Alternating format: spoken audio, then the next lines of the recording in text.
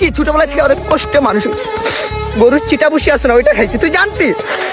তুই তো 2 দিন পরে মরবো, আগে মরলে কি ক্ষতি, এই দুনিয়ার তাল বাহানা বুঝলাম না রে একরতি। হাত বাড়িয়ে রই পিজ্জা একটু হলেই ছই, নিশিত সব নেশা যখন বুক পকেটে ছই দেখি না।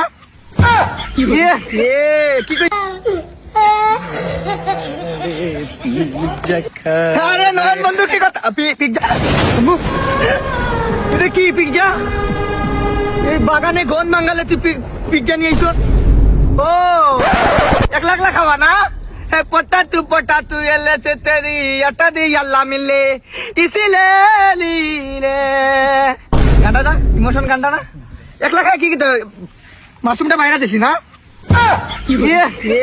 কি কইতো নয়ন, এটা খাইলে মনে 2 দিন বেশি বাঁচতাম না, বাইরে দেশি খাবারে এটা খাইলে তোর থেকে ভালো একটা পজিশনে চলে যেতাম না, হেলদি বেড়ে যেত, শরীর বেড়ে যেত, কোনো সমস্যা নাই, আমার ভিতরে কোনো অহংকার নাই, খা তুই, আমি চলে গেলাম। ঠিক সন্ধ্যা 7টার সময় স্টুডেন্ট স্টোরি না রে, ওরে কে বলতে চাইবো, এটা ডাস্টবিন থেকে তুলে নিয়ে আসি।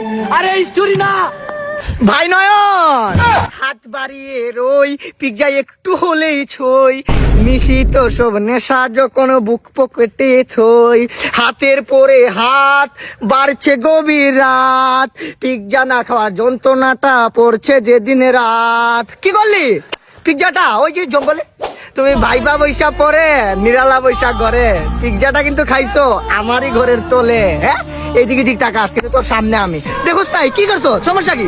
মারপেটের ভাবে সব বন্ধু বান্ধব নিয়ে আমারে মজা করতো, কিন্তু তুই এক বন্ধু কোনোদিন আমার নিয়ে মজা করিস নাই। আমি গরিব, কেউ বুঝতে দেস নাই।